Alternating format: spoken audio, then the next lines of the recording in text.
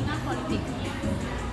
Perbandingan politik adalah suatu bidang dalam ilmu politik yang ditandai dengan pendekatan empiris berdasarkan metode komparatif. Dengan kata lain, perbandingan politik adalah studi mengenai politik dalam negeri, lembaga-lembaga politik, dan konflik dalam negara. Hal ini sering melibatkan perbandingan antara negara-negara dan antar waktu dalam satu negara. Dengan penekanan dalam pola kesamaan dan perbedaan, Arelihan dapat mendapat bahwa perbandingan politik tidak memiliki substansi fokus dalam dirinya sendiri, melainkan fokus metodologis, yakni yang berfokus pada bagaimana tapi tidak menentukan apa yang menjadi objek analisis. Dengan kata lain, perbandingan politik tidak didefinisikan oleh objek penelitian, melainkan melalui metode yang digunakan untuk mempelajari fenomena politik. Hai, perkenalkan nama saya Amfitur Rahmandani. Di sini saya akan menjelaskan metodologi perbandingan politik. Seperti yang kita ketahui bahwa metodologi perbandingan politik di sini berusaha menjelaskan adanya fenomena-fenomena perbandingan politik pada suatu negara. Selain itu, metodologi perbandingan politik di sini juga menjelaskan adanya suatu ciri khas ataupun karakteristik kebijakan politik pada suatu negara. Dalam ruang lingkupnya, metodologi perbandingan politik memiliki 3 ruang lingkup. Pertama adalah single country, yang kedua adalah few countries, dan yang ketiga adalah many countries. Single countries di sini berusaha untuk menjelaskan adanya suatu karakteristik ataupun ciri khas kebijakan politik pada suatu negara, baik itu kebijakan pemerintahannya, rezim, ataupun hubungan pola kebijakan antara pemerintah dengan masyarakatnya.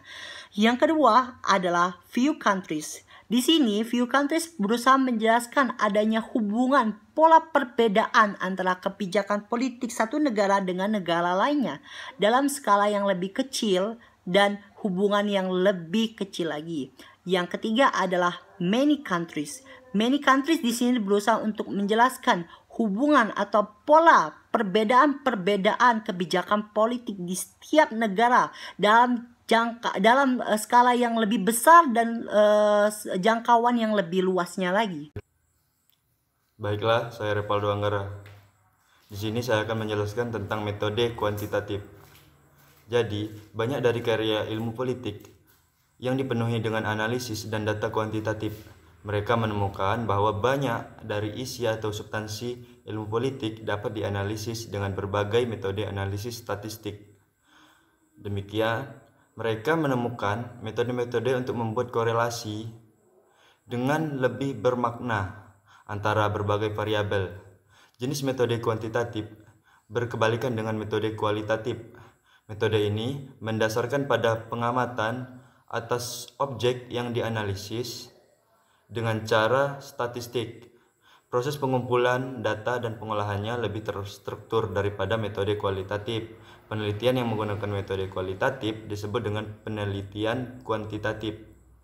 Metode statistik yang biasa digunakan dalam penelitian kuantitatif diantaranya adalah distribusi frekuensi, yaitu sebuah daftar, tabel, atau diagram yang menunjukkan frekuensi berbagai kejadian dalam suatu sampel. Yang kedua ada cross tabulation, adalah suatu analisis yang ingin menguji dua variabel yang berkaitan bersifat independen atau non-independen. Ada korelasi, ialah nilai yang menunjukkan kekuatan atau hubungan antara variabel-variabel. Dan regresi adalah suatu metode untuk mengetahui sebab akibat dari dua variabel atau lebih. Dan juga masih banyak lagi metode-metode.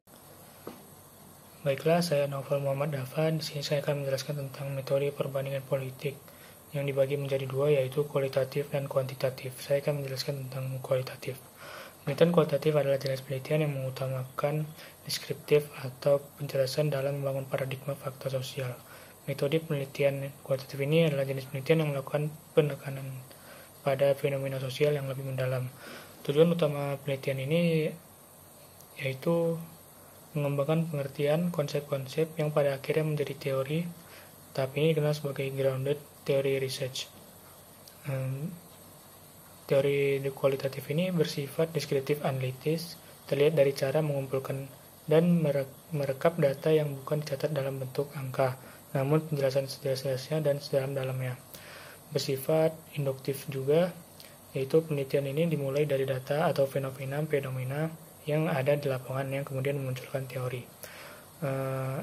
Kualitatif ini juga menggunakan teori yang sudah ada sebagai pedoman dan pendukung, karena meski berangkat dari data, namun tetap saja teori yang digunakan sebagai fokus pembatas dari objek penelitian, berfokus pada makna yang terdapat dalam suatu fenomena yang diteliti, yang dapat digali dari persepsi objek penelitian.